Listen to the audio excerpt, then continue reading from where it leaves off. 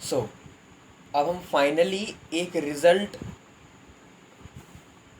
बोल सकते हैं या फिर एक रिज़ल्ट याद रख सकते हैं। कौन सा रिज़ल्ट? कि क्वाड्रेंट वन में all trigonometric functions are positive. Quadrant one में सारे के सारे ट्रिगोनोमेट्रिक फंक्शंस पॉजिटिव होते हैं। क्वाड्रेंट टू में मैं क्या बोलूँगा, सिर्फ साइन थीटा और उसका रेसिप्रोकल कॉसेक थीटा, ठीक है, sine theta and 1/sin theta is positive. Quadrant three में मैं क्या बोलूँगा, सिर्फ टैन थीटा और उसका reciprocal that is cot theta positive होता है। एंड क्वाड्रेंट फोर में कॉस थीटा एंड उसका reciprocal that is sec theta positive होता है।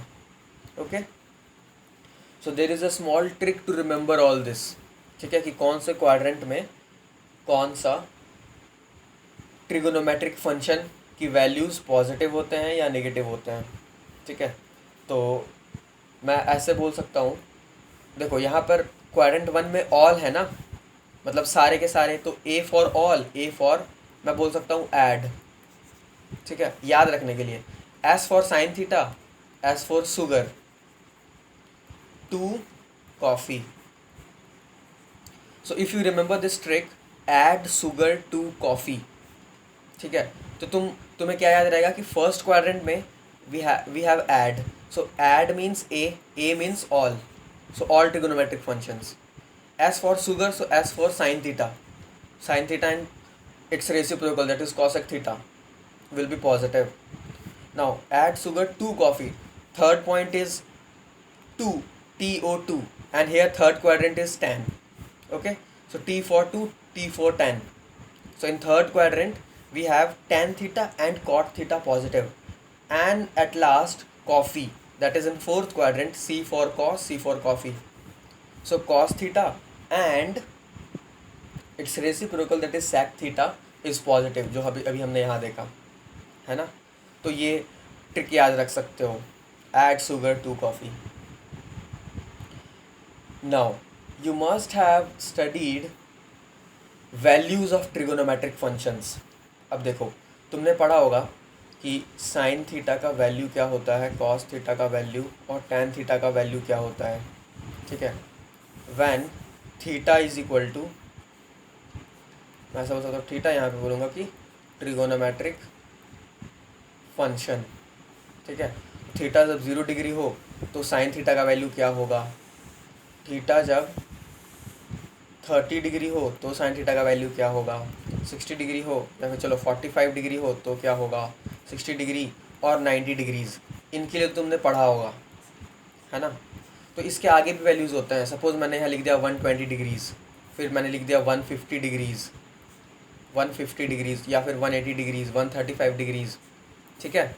तो उसके लिए वैल्यूज़ क्या होंगे, तो देखो, I hope you remember all these things, ठीक है, कि साइन थीटा का, साइन 0 का वैल्यू 0 होता है, साइन 30 का वैल्यू 1/2 होता है, साइन 45 का वैल्यू 1/√2 एंड साइन ऑफ 60 का वैल्यू √3/2 होता है एंड साइन ऑफ 90 का वैल्यू 1 होता है। यहाँ तक तो तुम्हें याद ही होगा, ठीक है। एंड सिमिलरली कॉस थीटा का वैल्यू क्या होता है, देखो साइन का उल्टा हो जाता है, मतलब अगर यहाँ पर 1 है तो यहाँ पर 0 में 1 होगा, अगर 60 में √3/2 है तो यहाँ पर 30 में √3/2 होगा। इन दोनों का वैल्यू सेम होता है, और यहाँ पर फिर हाफ और यहाँ पर फिर 0। और टैन थीटा का वैल्यू अगर हमें फाइंड करना है तो हम क्या करते थे, इन दोनों को डिवाइड कर देते थे, because tan theta is equal to sine theta upon cos theta, so 0/1 is 0, here will get 1/√3, here it will be 1, tan 45 is equal to 1, और यहाँ पर हो जाएगा √3, ठीक है। एंड दिस हम क्या बोलते थे कि नॉट डिफाइंड, है ना, this is not defined because division by 0 is not possible. 1/0 करेंगे तो division by 0 is not possible, so this was not defined. अब ऐसा क्यों हो रहा था, देखो इस चीज़ को भी थोड़ा सा समझ लेते हैं, हाँ, थोड़ा सा ध्यान देना। देखो सपोज़ मैं फर्स्ट क्वाड्रेंट की ही बात करूँ, क्योंकि ये जो एंगल हैं theta is equal to 0 degree, 30 degree, 45 degree, 60 degree and 90 degree, तो 90 डिग्री तो एक्सट्रीम केस हो गया, मतलब राइट एंगल हो गया।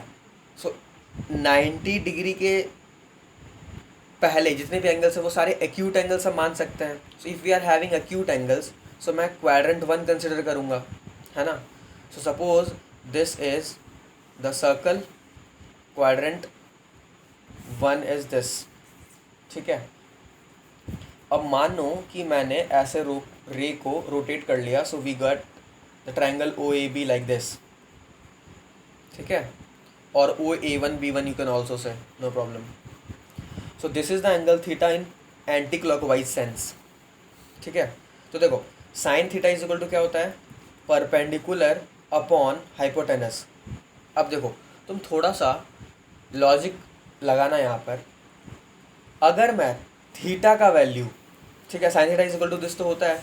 अब देखो मैं क्या बोल रहा हूँ, अगर तुम थीटा का वैल्यू 0 पुट कर लो, साइन ऑफ 0 डिग्री. ठीक है. तो साइन ऑफ 0 डिग्री मतलब ये थीटा इज इक्वल टू 0 होना चाहिए. तो थीटा इज इक्वल टू जब 0 होगा यानी कि ये तो देखो मैं थीटा को थोड़ा सा कम कर दिया मैंने, ये हो गया थीटा. मैं थीटा को थोड़ा सा और कम कर दिया, मैंने थीटा को थोड़ा सा और कम कर दिया. तो सिमिलरली जब थीटा बिल्कुल एक्स एक्सिस पर ही होगा, मतलब सॉरी जो रे है वो एक्स एक्सिस पर ही होगा, उस केस में थीटा 0 होगा. तो अगर थीटा 0 हो गया तो एक बात बताना, हर केस में परपेंडिकुलर कम नहीं होता चला जा रहा है. And when theta is equal to 0 तो जो रे ओ ए मिलेगा हमें वो तो बिल्कुल ओवरलैप कर जाएगा एक्स एक्सिस से. तो उस केस में परपेंडिकुलर 0 हो जाएगा. अगर परपेंडिकुलर 0 हो गया तो परपेंडिकुलर की जगह हम 0 पुट करेंगे. Hypotenuse will be any value. Hypotenuse will be the length of the ray O A only, है ना. तो जो भी यहाँ पर लेंथ होगा ओ ए ओ बी, ठीक है, नहीं ओ बी नहीं ओ ए लेंथ होगा ना, equal to the length of O A. ठीक है. सो यहाँ पर हमें साइन थीटा की वैल्यू 0 मिल जाएगा. अब जैसे जैसे मैं इस रे को ऊपर ले जाऊंगा मुझे परपेंडिकुलर की वैल्यू इंक्रीज होती दिखेगी, है ना. अगर मैं ऐसे ओ ए को यहाँ पर ले जाऊँ तो this is the value of perpendicular. मैं थोड़ा सा और ऊपर ले जाऊँ, suppose in triangle O A B the value of perpendicular is a bit larger. Now again अगर मैं ऐसे ले लूँ ये triangle, so again the value of perpendicular is a bit larger. तो जैसे जैसे मैं थीटा की वैल्यूज़ इंक्रीज़ कर रहा हूँ 0 से 90 डिग्री तक अगर मैं बढ़ा दूंगा, और देखो 90 डिग्री में क्या होगा, 90 डिग्री में ये स्ट्रेट लाइन मिल जाएगा हमें, ट्रायंगल मिलेगा ही नहीं, है ना. तो this is point O and O A, हमें बस यही एक लाइन मिलेगा. तो इस केस में परपेंडिकुलर और हाइपोटेनस सेम हो जाएगा, है ना. So if perpendicular and hypotenuse are same तो हम क्या बोलेंगे, कैंसिल हो जाएगा और हमें वैल्यू 1 मिल जाएगा. So this is the value 1. और धीरे धीरे 0 से 90 डिग्री तक के लिए, बिकॉज परपेंडिकुलर का वैल्यू इंक्रीज हो रहा है और हाइपोटेनस का वैल्यू तो कांस्टेंट है. हाइपोटेनस क्या है, हाइपोटेनस तो हम बोल सकते हैं इस सर्कल का रेडियस है ओ ए, है ना. बस इसे रोटेट कर रहे हैं हम. सो हम क्या बोलेंगे कि जैसे जैसे हम थीटा इंक्रीज कर रहे हैं परपेंडिकुलर इंक्रीज हो रहा है and therefore the value of sign for that theta is increasing. ठीक है. तो सबसे पहले हमें 0 मिल गया, फिर हाफ मिल गया, फिर 1/√2. नोट दैट 1/√2 का वैल्यू 1/2 से बड़ा होता है, फिर √3/2 का वैल्यू 1/√2 से भी बड़ा होता है, और फिर 1 का वैल्यू इन सभी से बड़ा होता है. So the value of sine is increasing as theta is increasing from 0 to 90 degree. और साइन थीटा का वैल्यू कहाँ से कहाँ तक इंक्रीज हो रहा है, 0 से 1 तक. ठीक है. आई होप ये चीज़ समझ आ गया होगा. नाउ अगर मैं इस रे ओ ए को रोटेट करते हुए सेकंड क्वाड्रेंट में ले आऊँ, सो सपोज समवेयर मैं तो यहाँ पर ऐसे पहुँच जाऊँगा, तो देखो इस केस में अब वापस मेरा लेंथ ऑफ परपेंडिकुलर डिक्रीज होने लगा. ठीक है. एंगल ठीक है 90 से बड़ा होने लगा. ये पूरा एंगल कंसिडर करेंगे हम ऐसे थीटा, ये पूरा एक पॉजिटिव एक्स एक्सिस से लेकर के इस रे ओ ए तक जितना भी एंगल पॉजिटिव बनेगा वो थीटा कहलाएगा. तो इस केस में देखो अब धीरे धीरे मैं ऐसे अगर ले लूँगा, मैंने थीटा को इंक्रीज कर दिया, so again I am getting that the value of perpendicular is decreasing. ठीक है. और वो सेम रेट से डिक्रीज करेगा. सो 60 डिग्री का जो वैल्यू होगा ना, सपोज यहाँ पे ये 60 डिग्री है तो यहाँ पर ये 120 डिग्री हो जाएगा, है ना. इधर अगर ये 60 डिग्री हो गया तो ये टोटल 120 डिग्री हो जाएगा. है ना। तो 60 डिग्री के लिए जो वैल्यू था वही वैल्यू तो 120 डिग्री के लिए ही मिलेगा। मैंने ये बताया था, हमने डिस्कस किया था कि sine of 180 minus theta is equal to sine theta होता है ना। उसी चीज़ पर आ गए हम यहाँ पर, है ना। तो यहाँ पर अगर मैं थीटा के लिए जो वैल्यू निकाल रहा हूँ, मुझे ऐसा ट्रायंगल मिल रहा है, the perpendicular is same, the hypotenuse is same. तो यहाँ पर अगर ये एंगल थीटा होगा तो भी यहाँ पर परपेंडिकुलर और हाइपोटेनस सेम हो जाएगा। सो इफ यहाँ पर थीटा है तो ये वैल्यू कितना हो जाएगा 120 डिग्री। तो साइन ऑफ 120 डिग्री मुझे क्या मिलेगा, value will be same as that of sine 60 degree, मतलब यहाँ पर √3/2 ही होगा value. Similarly 150 degree, suppose this is value 30 degree, तो ये हो जाएगा 150 डिग्री टोटल। ये अगर 30 डिग्री हो गया तो ये पूरा कितना हो जाएगा 150 डिग्रीज हो जाएगा। थोड़ा सा यहाँ पर बहुत ज़्यादा ही गंदा सा हो गया है, ठीक है। फिगर पे बहुत ज़्यादा ओवर राइटिंग कर रहा हूँ मैं, लेकिन थोड़ा समझने की कोशिश करना, ठीक है।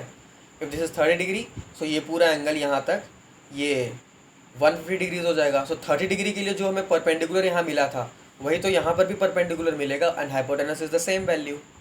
सो 150 डिग्रीज की वैल्यू सेम होगी जो 30 डिग्री के लिए थी, दैट इज़ 1/2, ठीक है। सो आई होप ये लॉजिक समझ आ गया होगा।